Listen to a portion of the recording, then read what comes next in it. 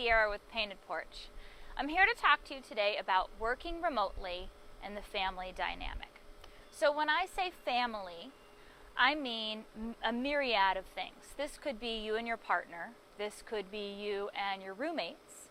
This could include children. This could include older people that live with you. And your family could also mean a group of people that you continue to work with, even remotely so. So plug in your version of family as it applies to you.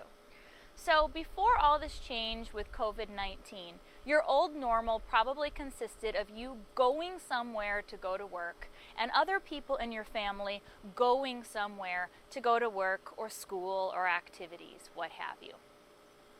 Well, in our new normal, two or more of these components that used to be are now completely different, and you're doing these things from home. Not only are we working from home, we're trying to actually be productive at home. So in order to make this work, you're going to need a plan. So let's get to it. I've got a 5-step plan for you today. The very first part of the plan is to rally. So I want you to consider your family as a team. So if you remember high school, do you remember those great big pep rallies that they would have? The marching band would come out, the cheerleaders, the signs, the mascot, the chanting, the singing, the we're so excited, let's beat them, let's rally, let's do it, let's play our best, let's play our hearts out. A pep rally, right? So, as the leader of your family team, your very first job is going to be to rally the troops. Now, know your audience and go with your strength. If it was me, I'm a little bit theatrical, I'm a little bit dramatic, I like things a little cheesy and over the top. I would probably play big band music, I would come up with a motto, I would come up with a special secret handshake, maybe even a put your fists in and, hey, Cantrells, go! That would be how I would rally my team. So figure out how to rally your team. This is going to get everybody excited. This is going to let everybody know that we are playing on the same team. And this is going to give you something as a touchstone back to later when you hit obstacles.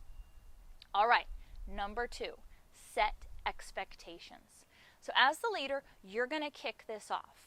You're going to need to identify deadlines and things that absolutely have to get done.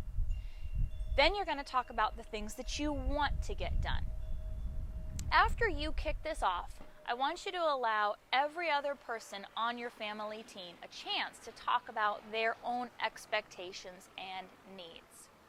Another step to this is identifying your resources.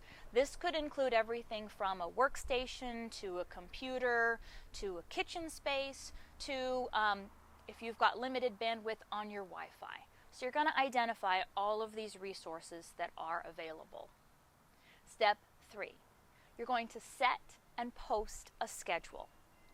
So now that you know the resources, you might need to schedule out which members of your team are going to be using those resources at certain times. You might need to pre-schedule if you have children in the house and you need to help them with their schoolwork, schedule that in.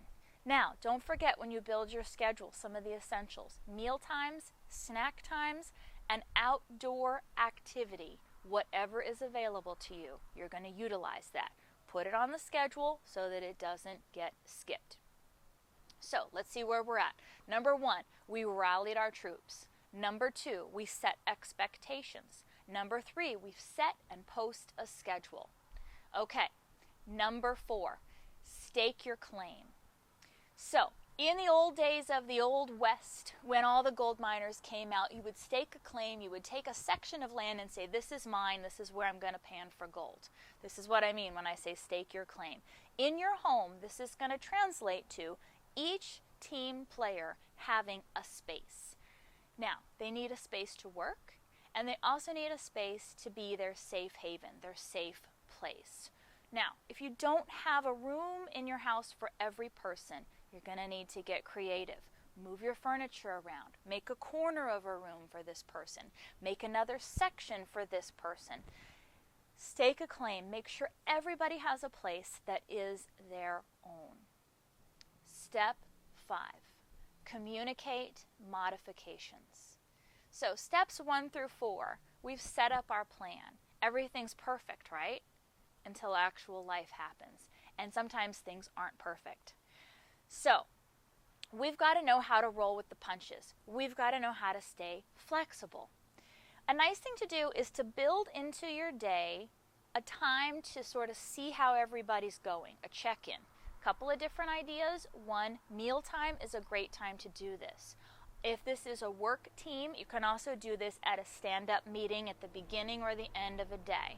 Essentially, as a leader, you're going to ask a very open question, something like, how's it going? Or, how can I serve you?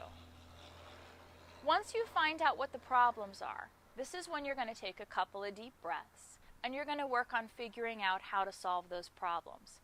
Modify the schedule, modify the areas that you've staked your claim at.